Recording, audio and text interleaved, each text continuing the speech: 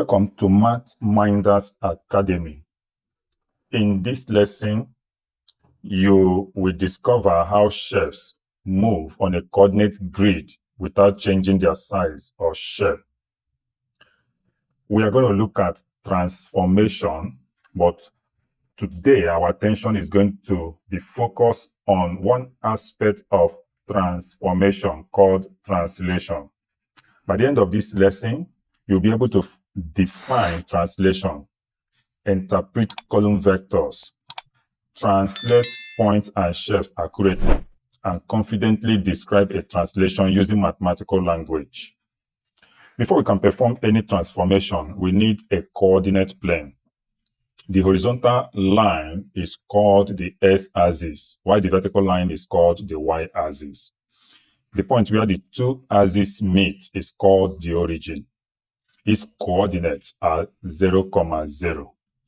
Every point on the coordinate plane is identified by an ordered pair of numbers, and every transformation begins on this coordinate plane.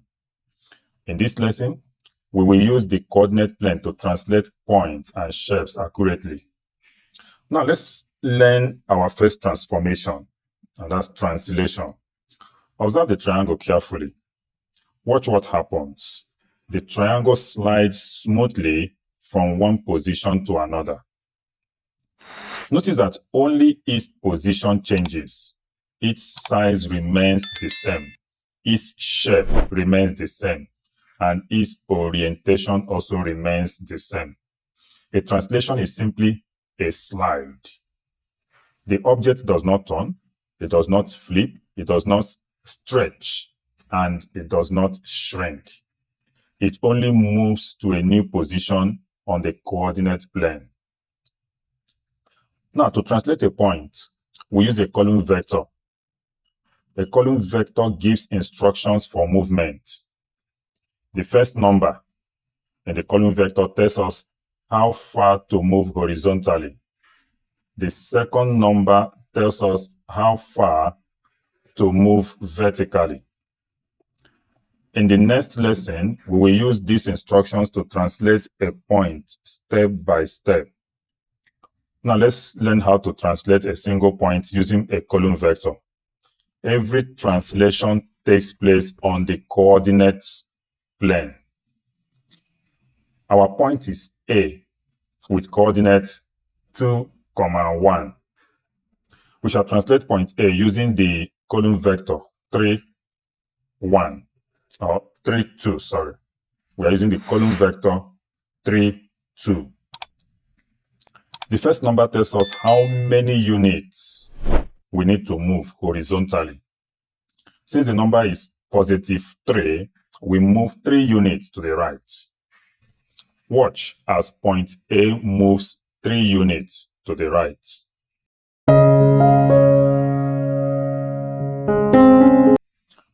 We stop here temporarily before making the second movement.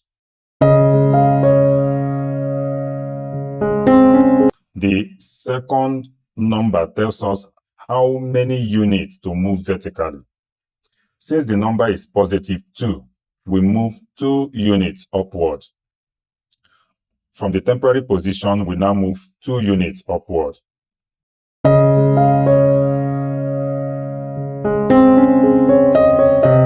This point is called A prime, and it's written as A with a mark on top to indicate A prime. The original coordinates were 2, 1. After moving 3 units right and 2 units up, the new coordinates become 5, 3. Therefore, the image of point A is A prime with the coordinate 5, 3. Whenever you translate a point, remember these 4 simple steps. First, read the column vector. Second, move horizontally. Third, move vertically. Finally, plot and label the image point. Beautiful. You can now translate a single point using a column vector. In the next lesson, we will apply the same process to translate an entire shape. Now that we have known how to translate a single point, Let's apply the same idea to an entire triangle. Our triangle has 3 vertices named A, B, and C. We shall translate every vertex using the same column vector. Let's begin with point A. Move horizontally first, then move vertically to locate A prime.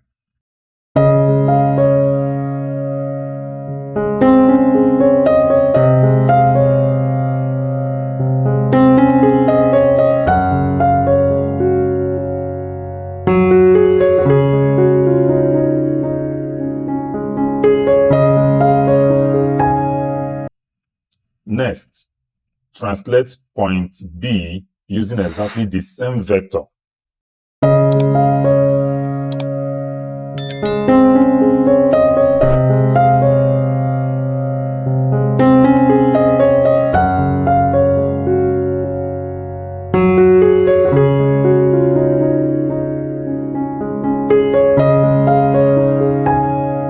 Finally, translate point C.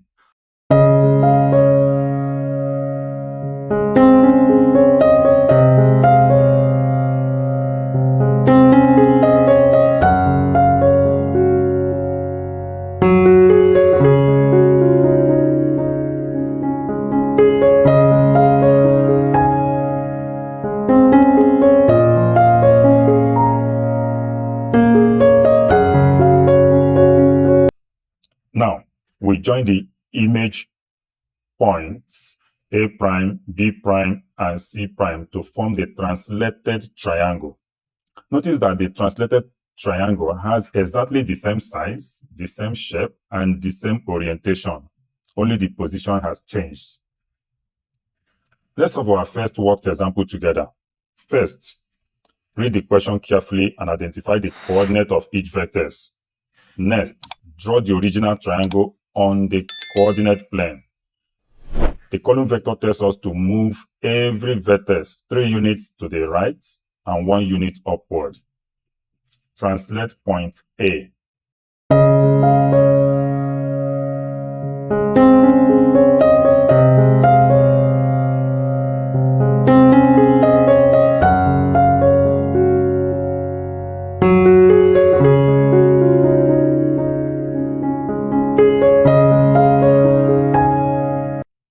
Now, translate point B using the same vector.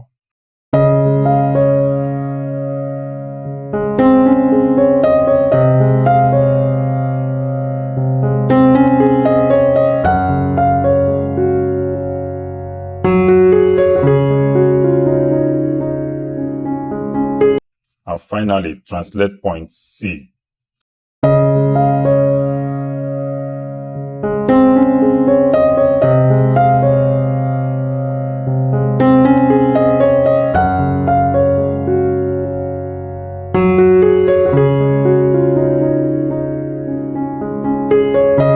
Join the image points to complete the translated triangle. Compare the original coordinates with the image coordinates. Notice that every point has moved by exactly the same vector.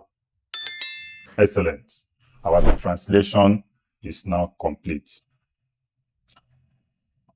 Now, in this example, the column vector contains negative numbers. A negative horizontal value means we move to the left, while a negative vertical value means we move downward. We translate each vertex using the same vector. After locating all 4 image points, we join them to form the translated rectangle. Although the rectangle has moved to a new position, its size, shape, and orientation remain unchanged.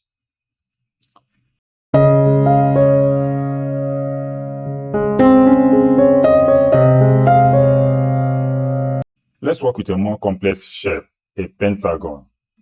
Although the shape has more vertices, the method remains exactly the same. Translate point A.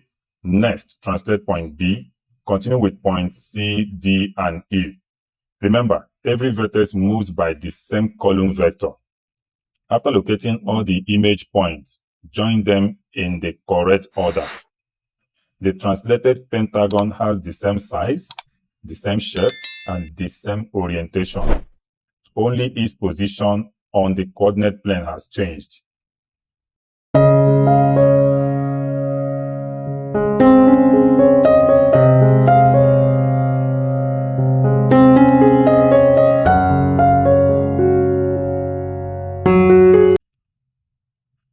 Not every shape is a regular polygon. In this example, we will translate an L-shaped figure. The same translation rule still applies. Translate each vectors one after another. Take your time and count the units carefully. Once every image point has been located, join them to form the translated L shape. Even though the figure looks different from a rectangle or triangle, the translation process is exactly the same. The shape has not changed, only its position.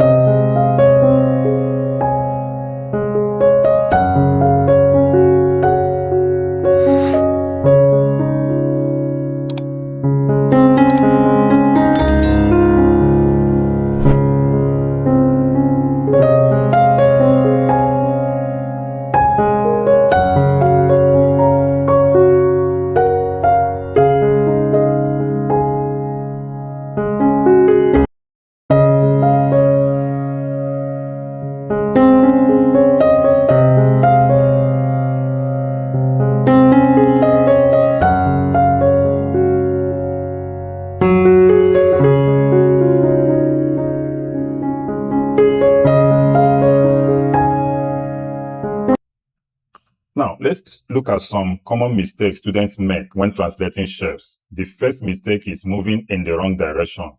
Always check whether the numbers in the column vector are positive or negative.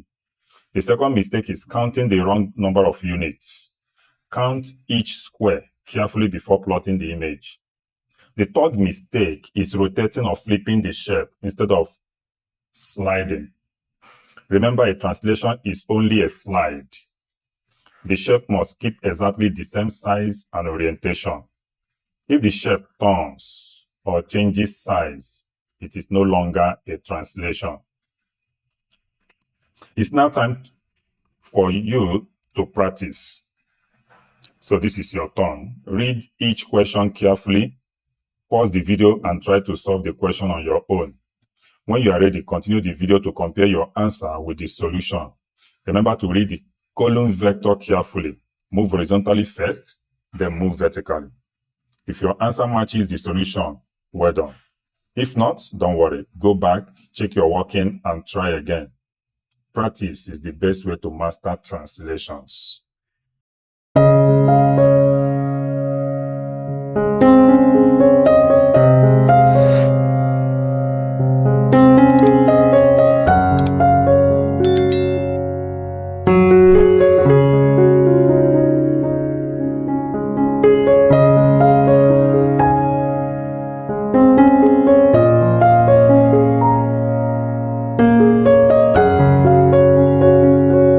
So what have we learned so far? Congratulations, we have reached the end of this lesson on translations. Let's review what we have learned so far. A translation slides a point or shape from one position to another. It does not rotate, reflect, or enlarge the shape. Always read the column vector carefully. Move horizontally first, then move vertically. Every vertex moves by exactly the same vector. The image always has the same size, the same shape, and the same orientation. Only the position changes. Keep practicing with different shapes and column vectors to build your confidence. Thank you for learning with us at Math Minders Academy.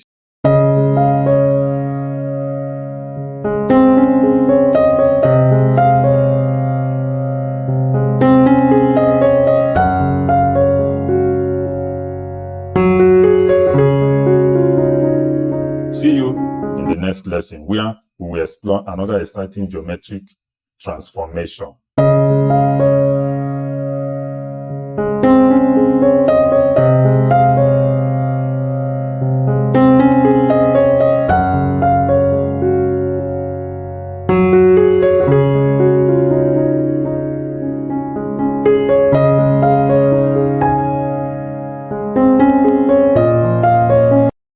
In the midnight glow where the stars align, we lose ourselves in the rhythm divine.